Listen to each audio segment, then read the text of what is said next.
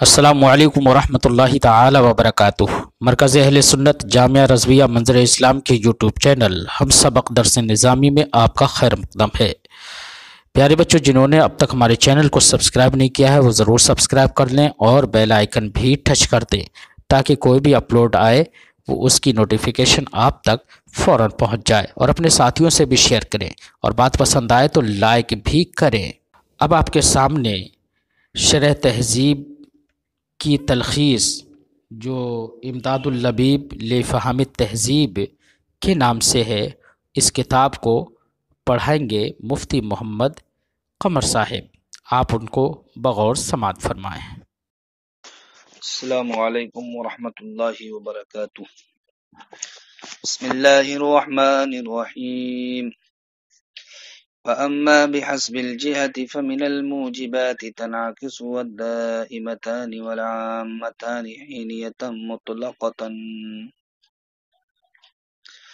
ما قبل میں آپ نے عکس کی جو گفتگو کو ملاحظہ کیا ان قضایا کی تھی، وہ قضایا کی تو تھی لیکن وہ کمیت اور کیفیت کے اعتبار سے تھی۔ یعنی ما قبل کی عکس کی گفتگو وہ کمیت اور کیفیت کے اعتبار سے تھی۔ یہاں سے مصنف علیہ الرحمہ جہت کے اعتبار سے عکس کی گفتگو کو شروع فرماتے ہیں۔ کائے کے اعتبار سے؟ جہت کے اعتبار سے فرماتے ہیں وَأَمَّا بِحَسْبِ الْجِهَةِ، رہا عکس کا معاملہ جہت کے اعتبار سے، فَمِنَ الْمُوجِبَاتِ، تو اب قضایا موجہہ دو طرح کے ہیں۔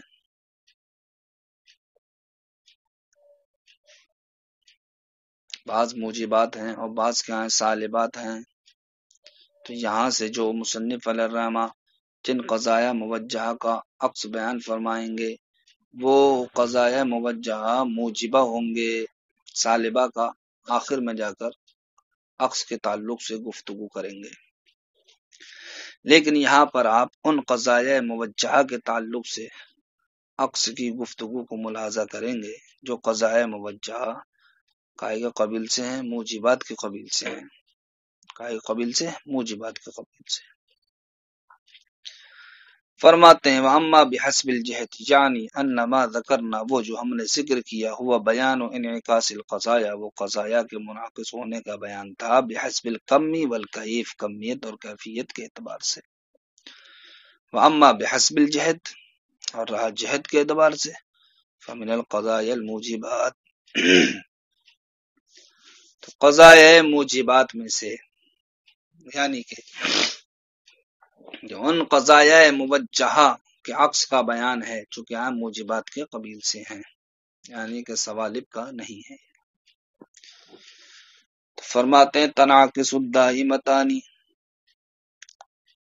ضروریہ دائمہ، ضروریہ اور دائمہ،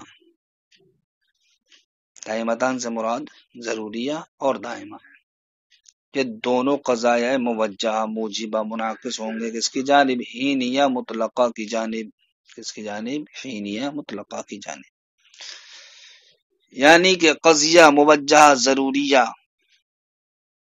ہو یا قضیہ موجہہ دائمہ ہو لیکن موجبہ ہو، یہ تو ان دونوں کا عکس کیا آتا ہے؟ حینیہ مطلقہ آتا ہے۔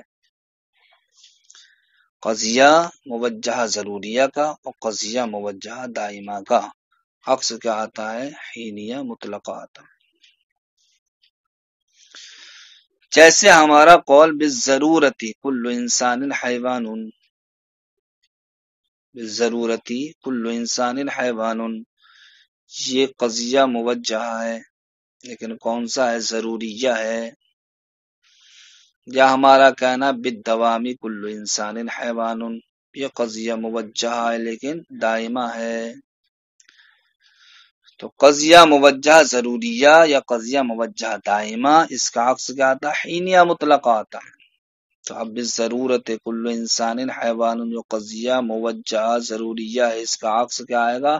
اس کا عکس آئے گا بعض الحیوان انسان بالفعل حین ہوا حیوان، کہ بعض حیوان انسان ہیں بالفعل جس وقت کے وہ کیا ہے؟ حیوان ہیں۔ یا پھر ہم ضروریہ دائمہ کا عکس لے کر کے آئیں تو اس کا بھی عکس یہی آئے گا کہ بعض الحیوان انسان بالفعل ہی نہ ہوا حیوان.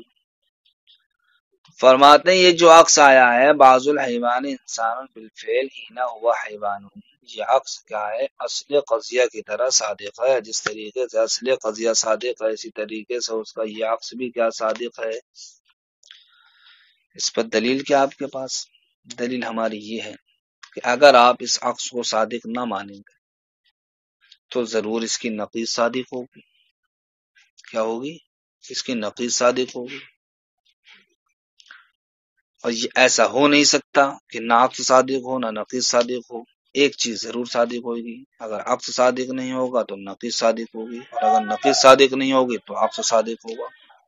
اب جب آپ نے یہ بات مان لی کہ یہ ہم عکس نہیں مانتے، یعنی ہینیہ مطلقہ جو اس کا عکس آیا بعض الحیوان انسان بالفعل ہی نہ ہوا حیوان، آپ اگر اس عکس کو صادق نہ مانیں گے تو ہم کہیں گے اس کی نقیض صادق ہوگی. نقیض کیا ہے اس کی؟ نقیض ہے دائما لا شیء من الحیوان بانسان ما دام حیوانا، دائمی طور پر حیوان میں سے کوئی بھی انسان نہیں ہے جب تک کہ وہ حیوان ہے. یہ ہے نقیض جناب والا. کس کی؟ بعض الحیوان انسان بالفعل ہی نہ ہوا حیوان، جو قضیہ ضروریہ اور قضیہ دائمہ کا عکس نکل کے آیا تھا اس عکس کو ہم نے سچا نہیں مانا تو اب ہم اس کی نقیض کو سچا مانیں گے. اب بعض الحیوان انسان بالفعل جو عکس ہے اس کی نقیض آتی ہے دائما لا شیء من الحیوان بانسان ما دام حیوانا. لہذا اس نقیض اور عکس کے ذریعے سے ہم ایک شکل تیار کریں گے، ایک قیاس تیار کریں گے. کس طریقے سے تیار کریں گے؟ اس طریقے سے تیار کریں گے کہ ہم اس نقیض کو کیسے ملائیں گے؟ اصل کے ساتھ ملائیں گے. اس نقیض کو ہم اصل کے ساتھ ملائیں گے بئی طور کہ جو اصل قضیہ ہے اس کو موجبہ ہونے کی وجہ سے قیاس کا صغرا بنائیں گے اور اس نقیض کو قیاس کا کبرا بنائیں گے. اصل قضیہ کیا؟ اصل قضیہ ہے بالضرورت کل انسان حیوان یا بالدوام کل انسان حیوان، یہ ہے اصل قضیہ. اب اس اصل قضیہ کے ساتھ ہم نقیض کو جوڑ دیں گے. نقیض کیا؟ دائما لا شیء من الحیوان بانسان ما دام حیوانا. اصل قضیہ کو پہلے کیوں رکھیں گے؟ اس لیے کہ اصل قضیہ کیا؟ موجبہ ہے اور یہ نقیض کیا؟ سالبہ ہے.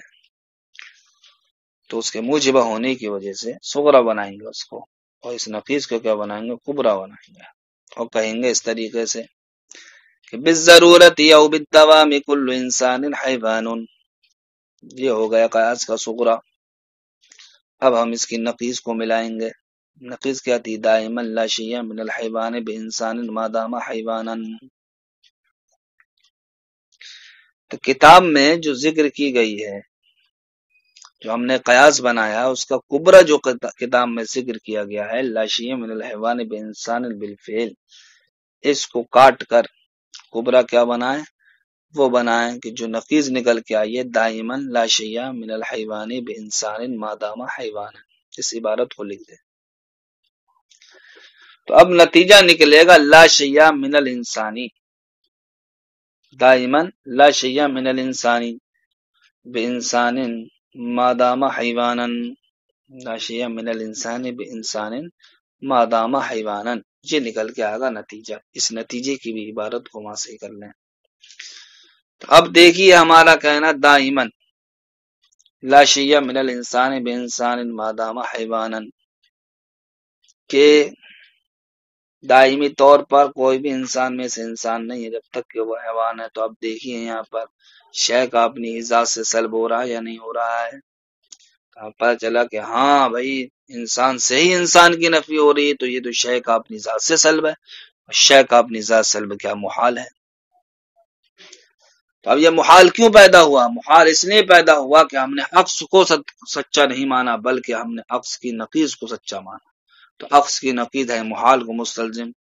جو چیز محال کو مستلزم ہوتی ہے وہ خود کیا ہوتی ہے؟ باطل ہوتی ہے. لہذا عکس کی نقیض کیا ہوئی؟ باطل. جب عکس کی نقیض باطل تو اب یہ بات صادق ہو گئی کہ عکس کیا ہے؟ سچا ہے. اور یہی ہمارا مطلوب ہے۔ دیکھیے تو اس کا عکس کیا آگا، حین یا مطلقہ، وہ ہمارا قول باز الحیوان انسان بالفعل ہی نہ ہوا حیوان ہے، وہ صادق قائن ہی، تو فرماتے ہیں یہ عکس کیا ہے، اپنے اصل کی طرح صادق ہے، یعنی جس طریقے سے اصل قضیہ صادق ہے اسی طریقے سے جو اس کا عکس حین یا مطلقہ آیا یہ بھی صادق ہے۔ وَإِلَّا لَصَدَقَ نَقِيضُ، ورنہ تو اس کی نقیض ضرور صادق ہوگی، اور نقیض کیا، دائما لا شیء من الحیوان بانسان ما دام حیوانا ہے۔ فَنَضَمُّهُ مع الاصل، تو اب ہم اس نقیض کو اصل کے ساتھ ملائیں گے، اصل قضیہ کے ساتھ ملائیں گے، بأن نجعل الاصل، بہی طور کہ ہم اصل قضیہ کو بنا دیں گے ایجابی، اس کے موجبہ ہونے کی وجہ سے، صغر القیاس، قیاس کا صغرا، وهذا النقیض کبرا، اور اس نقیض کو ہم کیا بنا دیں گے، کبرا، فنقول هكذا، ہم کہیں گے اس طریقے سے، بالضرورت او بالدوام كل انسان حیوان دائما لا شیء من الحیوان بانسان ما دام حیوانا، تو اب نتیجہ نکل کے آئے گا دائما لا شیء من الانسان بانسان ما دام حیوانا، وہ سلب الشیء نفسی، تو یہ کیا ہے، شے کا اپنی ذات سے سلب ہے، وہذا محال، و شے کا اپنی ذات سے سلب کیا، محال ہے، والمحال ناشئ عن نقیض العکس، اور جو محال یہاں پر پیدا ہوا وہ عکس کی نقیض کی وجہ سے پیدا ہوا ہے، کیوں، لأن الاصل صادق، اس لیے کہ اصل کیا صادق ہے، فیکون نقیض العکس باطلا، تو عکس کی نقیض کیا ہوگی، باطل ہوگی، کیوں، لکونہ مستلزما للمحال، اس لیے کہ عکس کی نقیض تو یہاں محال کو مستلزم ہے، جو محال کو مستلزم ہے وہ خود محال ہوتی ہے، لہذا عکس کی نقیض کیا ہو گئی، باطل ہو گئی، فیکون العکس حقا، تو اب لا محالہ یقینی طور پر عکس کیا ہو جائے گا، حق ہو جائے گا، اس لیے کہ ان دو میں سے ایک ضرور سچا ہوگا، یا تو عکس سچا ہوگا یا پھر نقیض، جب نقیض کا سچا ہونا باطل ہو گیا تو اب عکس کا سچا ہونا ثابت ہو جائے گا، وہ المطلوب، یہی ہمارا کیا ہے، مطلوب ہے۔ السلام علیکم ورحمۃ اللہ۔